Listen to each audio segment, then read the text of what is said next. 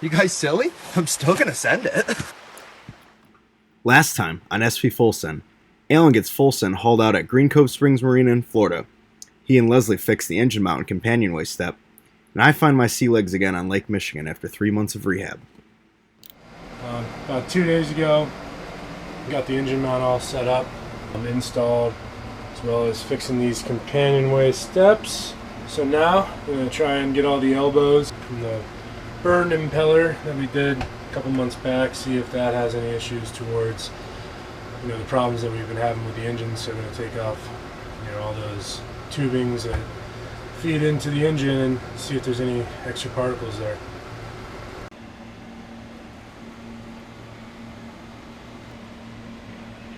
Go ahead and tighten that up. That looks like coolant. So just got the tubing off right there. There she blows. It's coming directly from the impeller. Now just got to try and see if there's anything lodged up in here from that time we blew that impeller. All right, got the impeller off. There's where it's housed. Got the tubing off right there on the back side at the elbow to see if we've got any particles or debris. This is the impeller. It's definitely a lot better than the time that we had a little issue with the sea stringer or the sea cock being closed and no water going through. So still trying to make sure that we've gotten all of these parts picked up. So we're going to isolate each system, run water through the sea stringer with a hose, see if we push anything else out. So we're going to do that, and then maybe I think one or two other items on the engine to get it done. Alright, it's July 11th. Just took off the propeller. Going to try and strip the paint, get down to the actual aluminum or zinc, whichever it uses. So got all the tools right here. Already did a dry run yesterday comparatively to this. It's coming off. Getting this little guy as well. Got a little scraper, a couple of brushes, and the paint thinner right there.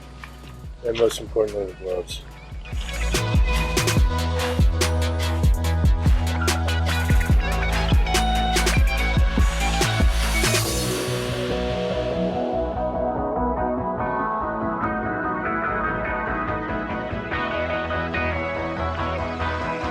While I'm waiting on the paint thinner on the propeller, if you can see right here, got a lot of ICW growth in there. So doing a little trick, Lysol power towable cleaner with 9.5% hydrochloric acid. Apparently that's the key.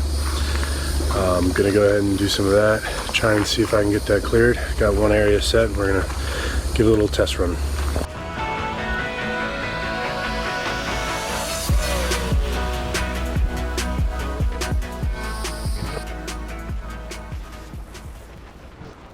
One of the main reasons we pulled Fulson out of the water was to repaint the bottom.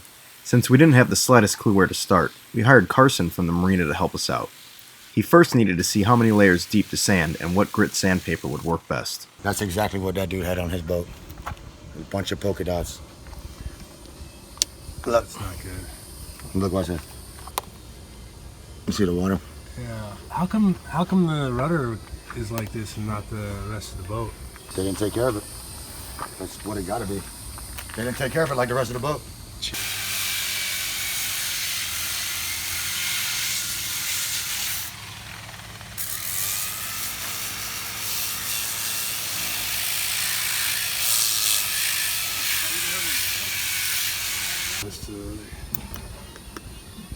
That's all he's got to do. Yeah. Is take that one layer off. Really? Yep. Pretty much any place where you hear a crunch, huh? Yep. And that's this whole layer. Look how easy that's coming off. Yeah. That's solid. That's solid behind it. Well, that's Yeah, good. because eventually. So it was just a gel coat that got compromised? Yeah, they probably laid it wrong. Because eventually, what would have happened if you would have left this in the water? Yeah. This next layer would have got compromised. I'm glad I got it out of the water when I did. Yeah, it does. Look at that. Yeah, see, that shouldn't come off that easy. Yep. Because of all the air bubbles. Holy shit. Yeah, looking. That's that. Whoa. Me. Yeah.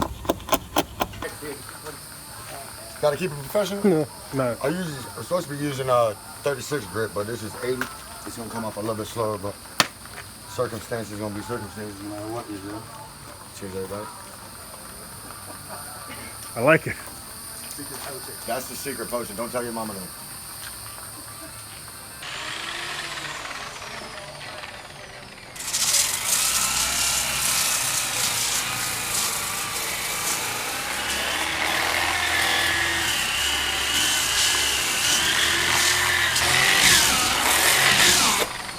It's not really coming off. How you doing, fellas?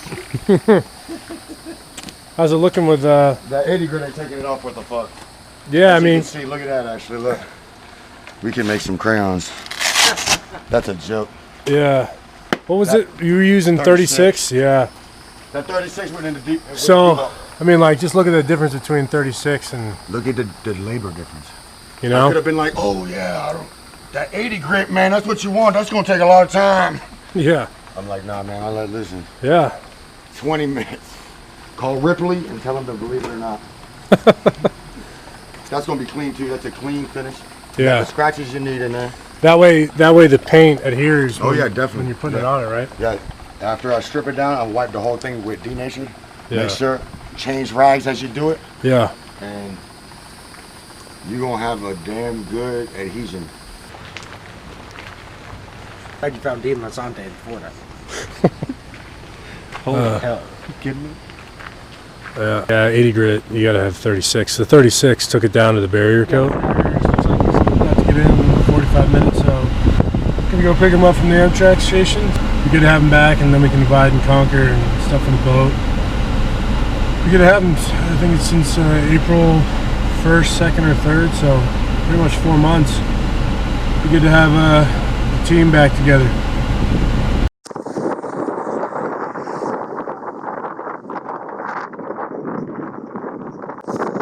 Last bit of Chicago. With physical therapy completed and a blessing from my surgeon, I was stoked to be heading back to the boat. I decided to take the Amtrak train down to Jacksonville because I had never seen America by rail. Plus, I had a little layover in DC, so I was able to see some sights and grab a beer with friends. Casual stroll by the White House. My brother. After about 40 hours, almost there.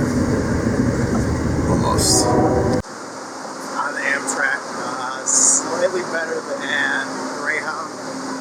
When somebody told me, I'd say that's a good estimate. Everything kind of smelled like piss. But yeah, here, go find Alan. Get back to the boat. For the next couple of months, home would be Green Cove Springs Marina, located in Green Cove Springs, Florida. The marina is located on the site of a former World War II naval air station, and the piers protruding into the St. Johns River once housed the U.S. Navy's post-war mothball fleet, primarily consisting of destroyers and destroyer escort ships. Green Cove Springs Marina is known as being one of the best budget marinas on the East Coast to get do-it-yourself maintenance done. A lot of other marinas require use of their personnel to redo the bottom and other work. And it's also a pretty decent hurricane hole as we're in the midst of the North Atlantic's hurricane season. The town of Green Cove Springs itself is famous for what is believed to be the original Fountain of Youth, and used to draw hundreds of tourists from around the country to visit what they called the Saratoga of the South. That was until the 1890s when the railroad started expanding further south. We're heading to Green Cove Springs. They got a hot springs here, and it was actually originally thought to be the first Fountain of Youth, or the original Fountain of Youth, because we're just 35 minutes from St. Augustine, Ponce de Leon, all that. And now they still got like a little section area we're about to go show you, and a pool that's driven by the hot springs as well. So let's check it out. This is the hot springs originally. Rotten eggs. Very putty. They won't let us go in. I'd like to jump in there, kind of just see how it is. Take a little taste. The town itself has the basic stuff we need for our time on the hard, including a grocery store, gym, and an Ace Hardware. Everything else is about a 30 to 40 minute drive away, and is accomplished thanks to the graces of Leslie's friend John, who is renting us his Ford Focus for $100 a month. #hell yeah. Near the marina and part of the old Naval Air Station is an airstrip with companies rumored to be fronts for the CIA. They use the airstrip to fly in and out. Though we haven't seen any guys in black suits yet, but we're on the lookout. Also, we found this very phallic looking piece of metal just over the fence. Alright, so we're here in Green Cove Springs, where the old Naval Auxiliary Air Station used to be, and see this giant behemoth here, and we're like, what is it? Is it a bird? Is it a plane? Is it some kind of UFO? No, that's the external fuel tank to the Space Shuttle. It wasn't actually used in a flight because those are supposed to burn up through the atmosphere on the way down, but this was one that was used as a test. They call it the structural test article.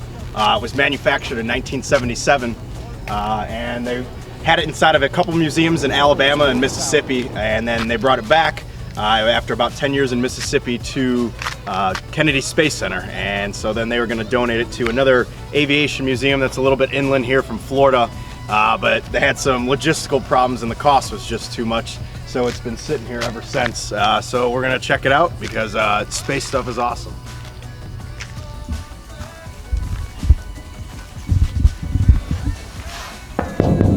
It's not that thick. So I mean, if they built it to specifications.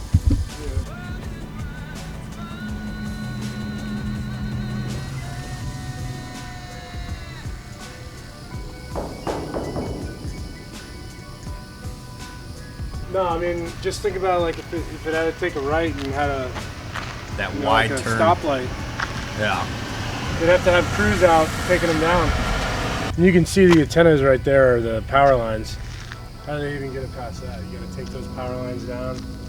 You know, unless I don't know if you could take two choppers and somehow like airlift it out, but that would still be pretty dangerous, I would think. So Kind of cool.